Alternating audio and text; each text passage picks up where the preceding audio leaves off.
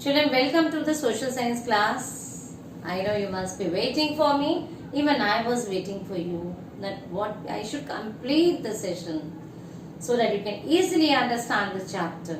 So here I am again with you to discuss about the chapter, the Earth, the living planet, where I started the journey that how the Earth looks from the space, and the Earth covers with the 70% of water and 30% of land. Yes, do you remember that? Yeah. And then we talk about the rotation and the revolution and the different spheres of the Earth, like biosphere, atmosphere, lithosphere, in a very short way, because we are that much is required for you people right now.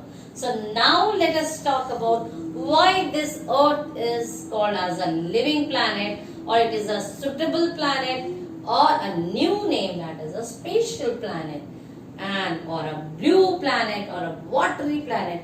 Like sometimes a mama call you, oh my sweetheart, my sweet child, my baby, my bacha, and by different names she calls you because she loves you. And the same way we love our planet Earth. Yes? And can anyone tell me when our Earth Day is celebrated? Our Earth Day is celebrated every year on 22nd of April. Aha, you remember that? Yes, but now April has gone. So now in the next year you remember me and the Earth Day also. So now let us talk about a spatial planet, that is Earth. So this Earth is a spatial planet, but how it is a spatial planet, children? We have learned that the Earth rotates on its axis, that is 24 hours it takes, and that's a 1 day time, that is, yes, everyone is getting 24 hours only to work. Either you can sleep or you can do the work. If you really want to be a great person in life, you have to work 24 hours to achieve your target. So now let us achieve our target to teach you. So now here, let me talk about the spatial planet.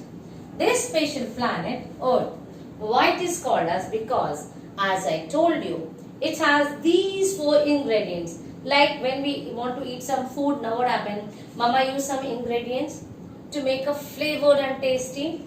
Then only it exists. In the same way, the life exists on the earth because of these 4 great ingredients. Now let us see what are those. One is water. Yes, we know that 70% of the earth is covered with water, and 1% of it is only a purified water. That is why we should not pollute the water, we should not waste the water, we should take care of our earth. Yes, we should do the conservation of water. While in the washroom, while doing the brushing, you should not leave your tap run or open it and forget it. No, please take care of it, because we have a less water, purified water, less purified water, and we are the only person who can save our earth and save water. Then comes food. Yes, we all feel hungry. Yes, so when we talk about the food, it is the planet only where we can grow the food. Why we can grow the food, or how we can grow the food? Food can be grown by the method of photosynthesis. And what does it require? If any plant is there, you must have learned in your science also. If any, just let me draw. If any plant is there, okay, I am drawing one pot over here. And in this pot, if any plant is there, what does this plant needs? These plants need to grow. What does it need? It needs sunlight. It needs soil. It needs air, and it needs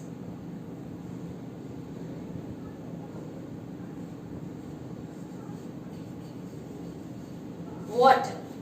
And the earth is the only planet when the plants grows, or even the forest is there.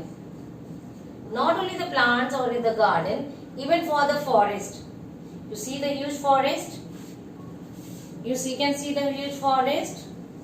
Okay, if the forest is there,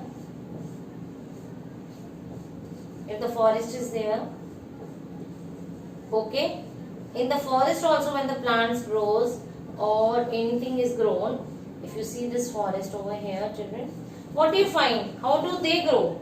They grow when the rainfall takes place. Rainfall is there. Yes, because of rainfall, because of sunlight, all these plants grow. So this process, when the plants need to grow, what four things? They need soil, air, water and proper sunlight. Okay, they need the proper sunlight to grow. Clear? So this is called as photosynthesis. This process is called as photosynthesis. Okay, you must have done in science, or if you have not done, you are going to do it in your future classes. So that is your photosynthesis. So when we talk about this planet Earth, we know that to grow the food, we need the proper sunlight, we need the proper air as well as water. Then only the crops can be grown. You love to eat chapatis, we love to eat cereals, pulses and all. So in that way you get the food. And then comes your sunlight. And you children, do you know how much time the earth takes to reach to the earth? The sunlight, it takes 8 minutes. Sun rays take 8 minutes to reach to the earth. So that is the reason why the life exists on the earth. So this was about why the earth is a suitable planet. Now I will tell you what is horizon. Horizon is actually children, sometimes you stand at a very height or somewhere you stand and then you feel like, okay, you feel like that here or at a seashore or somewhere, you feel like that the earth and the sun, okay, the land and the sun, or you can say in this way, you can define in this way, that the earth, suppose this is the earth, here is the earth, okay, this is the land and here is the sky. It seems to be in one line, okay, in one line. That is horizon. Okay, you feel like it is one and the same thing, or it is in one single line. That is called as a horizon, or we can say the line at which the earth's surface and the sky appears to meet each other, okay, is known as horizon. So that is called as a horizon. What do we call it as? Horizon. Clear? Now children, I will talk about a model of the earth. Clear? We have learned about this spatial planet. We have learned why it is called as a spatial planet, or it is a suitable to the earth. And now I will talk about the what? About the globe. Why the globe is called as the model of the earth, and you prove that the earth is round in shape. So now let us see that. Just wait for a minute. Let me wipe the board. Just a minute. Let me clean it. Okay, it's clean now. Now we will see that what is the shape of the earth and how it is known as. Okay, or come to know. Actually, we all know that the globe. When you see the globe now.